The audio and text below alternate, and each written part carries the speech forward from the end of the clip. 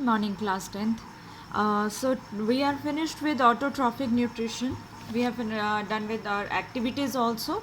So today we are going to discuss another type of nutrition, that is heterotrophic nutrition. What is heterotrophic nutrition? It is mode of nutrition or that type of nutrition of organism in which especially those organisms which cannot synthesize their own food and they are dependent on other organism for the food. So in those organisms the type of nutrition is heterotrophic. So if I want to say that those which are dependent on other for their nutrition, and those organisms, they are called heterotrophs. So organisms which show heterotrophic nutrition, they are called heterotrophs. Clear? Examples you can write down, there are multiple examples: human beings, bacteria, fungi, tiger, monkey, lion. There are lots of multiple examples because except plant, all other organisms, they are dependent on others for their food or for their nutrition.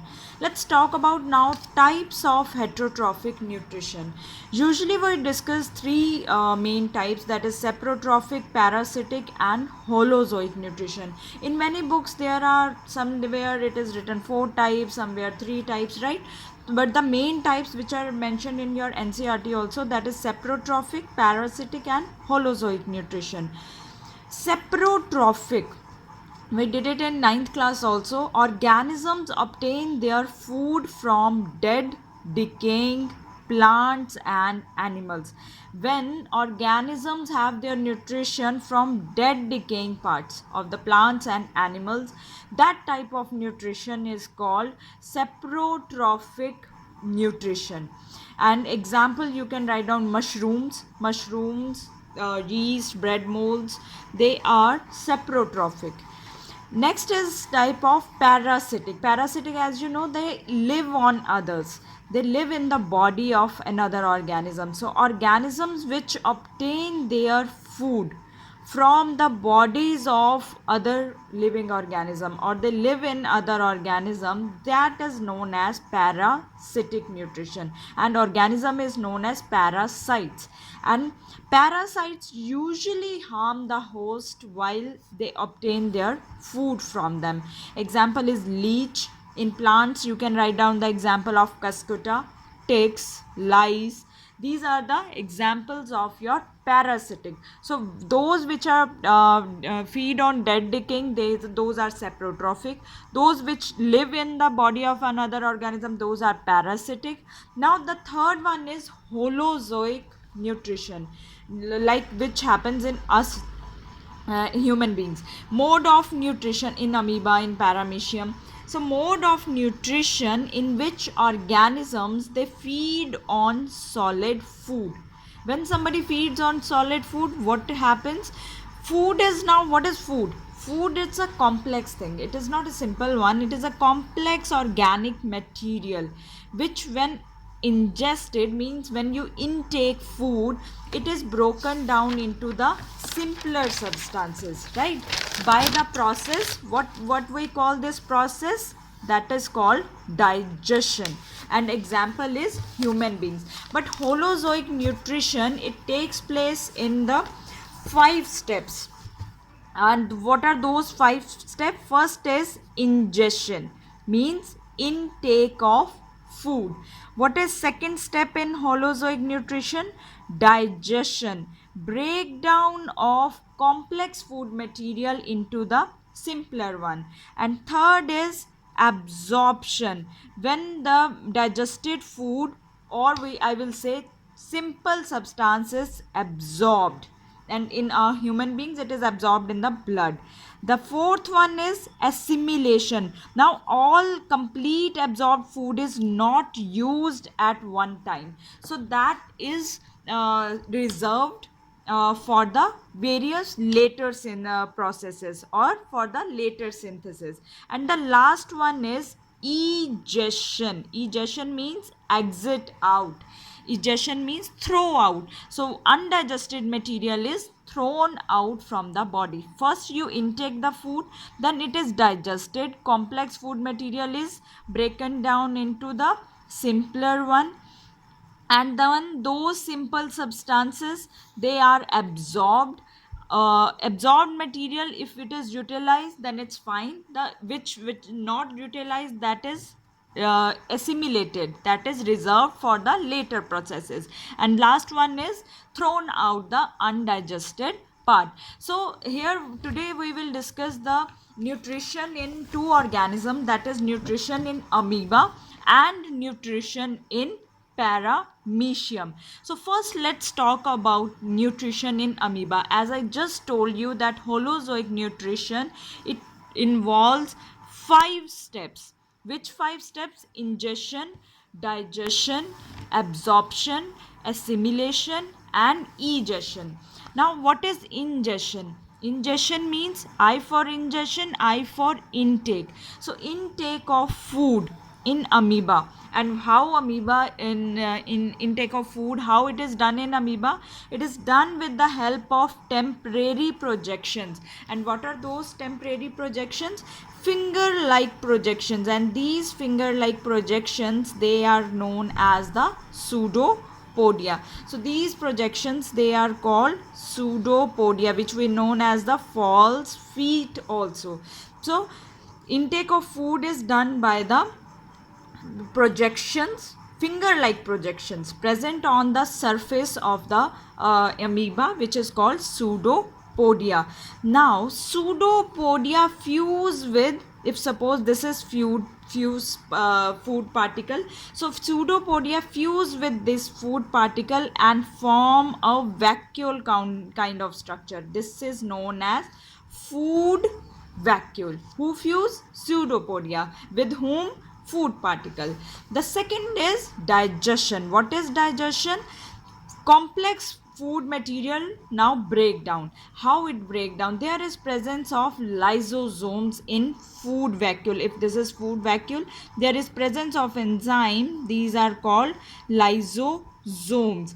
These lysosomes, they break down the complex food material into the simpler one inside the food vacuole.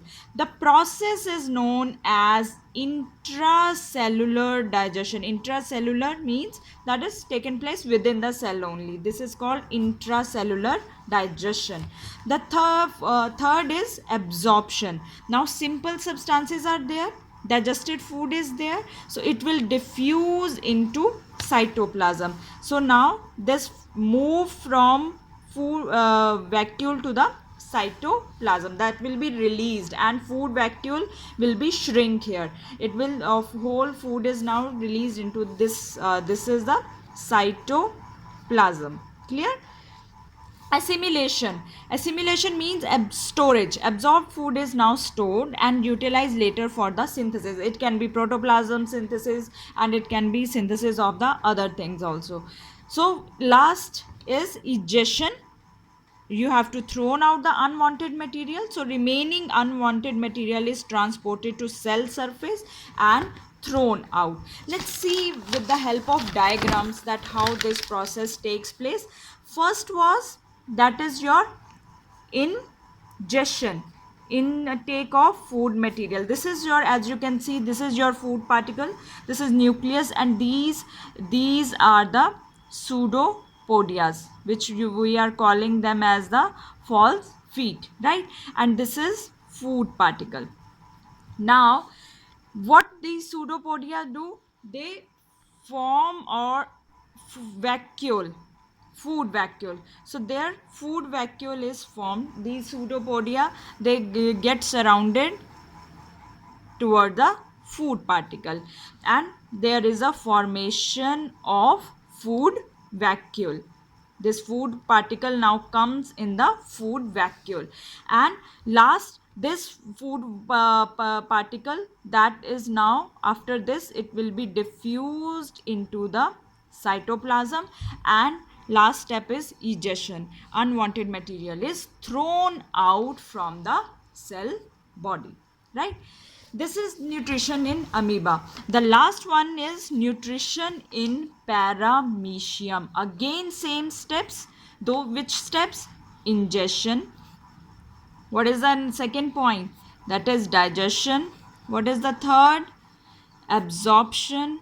When food is stored, that is assimilation. And the last one is egestion. Clear? These again 5 steps in the paramecium. Only the structure is different. Ingestion. Here the ingestion is done by the cilia, actually, with the help of cilia. And in amoeba it was done by pseudopodia.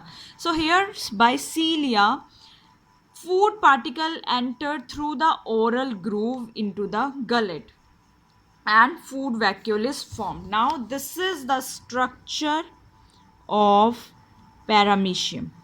Very common structure. All of us know that what is paramecium. All of you know that. This is right.